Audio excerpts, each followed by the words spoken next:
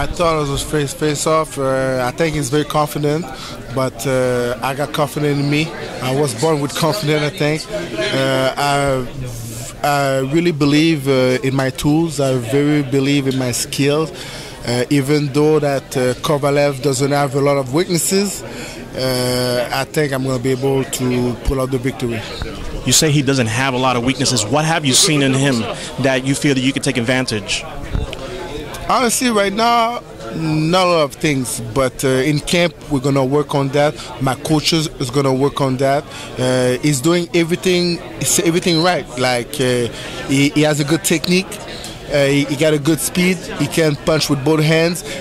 He knows his distance very well.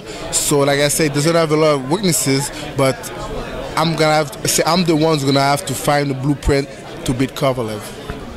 He had a mega fight against Bernard Hopkins a couple of months ago. What did you see in that fight? He doesn't have a lot of weaknesses. He did everything well against Bernard, but I think Bernard's shown his age, because you cannot expect to win a fight when you threw less than 200 punches in 12 rounds. You know, when I faced Bernard, it was 45, but there's a big difference in the 40s, like when you're 45 and 49. So I think because of that, Bernard shown his age. I don't want to take anything away from Kovalev, because he did say what he had to do to win the fight. But the Bernard that he faced wasn't the same Bernard that I faced. You've always been very flamboyant, always talk your mind. Do you respect this guy? I respect him a lot. He's a champion. He got 3 belts. He's willing to fight anyone, anywhere. So I got to respect this man. Boxing is the most demanding and dangerous sport in the world. We all know that. That's why we need to get prepared very well before we step into the ring. You're working with the controversial trainer, Angel Heredia, who worked with Marquez and who had some bad rumors going around about him. What made you decide to work with him? Look, like me, who am I to judge someone, you know? And I really believe that everybody deserves a second chance. And I'm willing to give this man a second chance. I'm a clean athlete. I believe in clean sport. I'm the one who asked Bernard to do a drug test for my fight. When I faced him the second fight, he said no. He's a legend. He had the chance to be a pioneer in the sport, to show that even he's 49, he's clean, but he said no. But like I said, I cannot do a lot. So I cannot do nothing about it. But even that, my coaches have some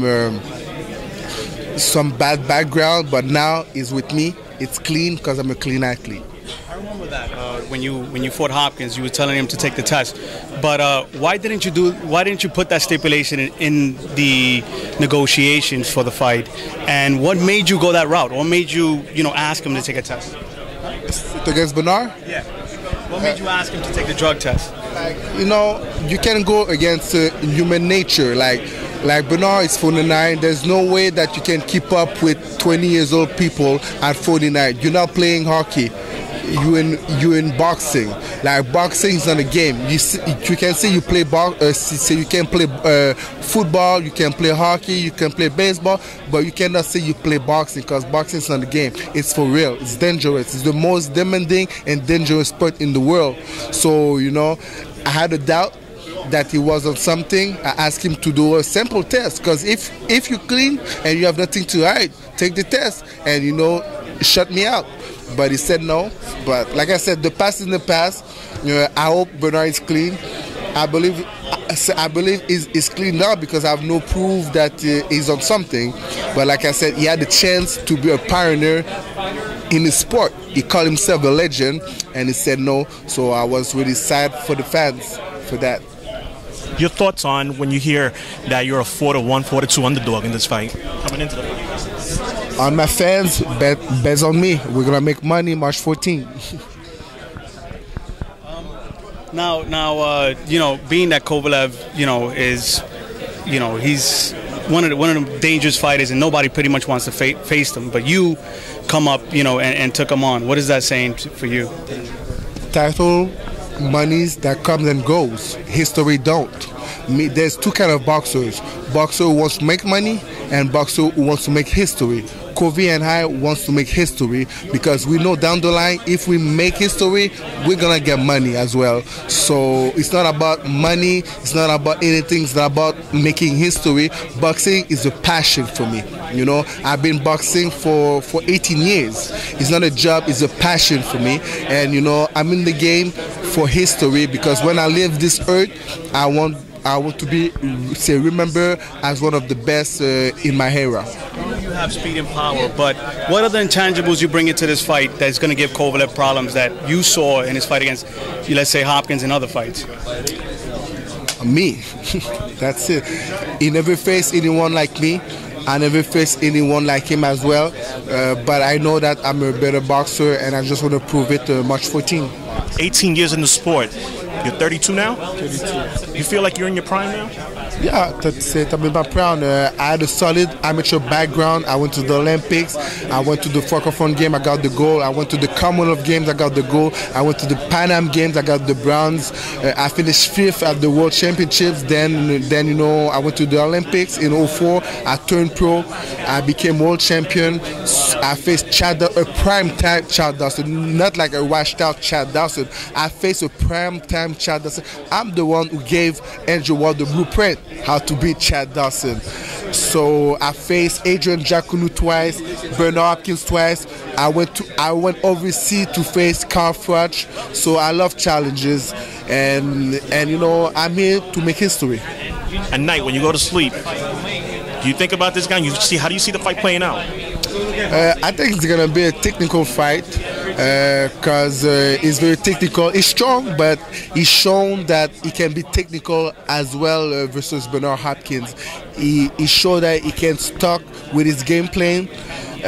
So I think it's gonna be a technical fight because if I go there and try to bang with this crushing Russian, I might end up on the canvas. So going for the knockout is not in your plans as of right now? No, it's not in my plan. I'm gonna box him.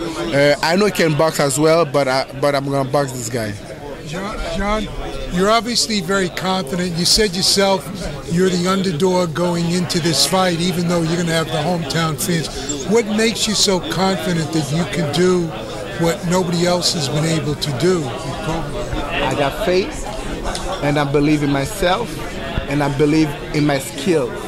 You know, hype don't pay the bills, skills pay the bills. So I believe my skill, I got faith, and I believe in myself. That's why I'm confident. Do you think he's underestimated as a boxer? People know about his knockouts, and he had all that knockout streak before the Hopkins fight, but do you think maybe people underestimated his basic boxing skills, his movement and distance? I don't think so, because when he faced Bernard, he's shown to the world that he can box. Because there wasn't a war against Bernard. He outboxed Bernard, and nobody ever does do that against Bernard. So we know now that he can box, and we know he can bang. And I know that he got speed, he's strong, he knows his distance very well. So I'm gonna have a lot to say on my plate March 14. I know that, but I'm gonna be well prepared to face that challenge. Where do you think you match up with him in terms of speed and power? It's really hard to say, but I know he had a good speed. He's strong. I'm gonna find out March 14. And how important is it to have all those fans in the Bell Center, Centre Bell, rooting for you there? This is the biggest fight in the Canadian boxing history. It's 3 bells on the line: the WBA, WBO, IBF. My fans gonna bring me some motivation, some energies, but at the end of the day, we all know that they cannot box for me. They're not gonna be on the ring with me. So I need to be well prepared mentally and physically, and that's what I'm gonna do, like in Big Bear and Vegas. Is he your toughest opponent, you think? Of course, he's the toughest opponent because he's the kingpin of the division. But you know what? I'm the cash cow of the division. That's why he's coming in Montreal to face me, because I'm the cash cow. So this fight is the title must have been the cash cow versus the kingpin of the division. We are the best 2 fighters in the division. We're not scared of anyone, anybody, and that's why that's gonna make a great fight for the fans.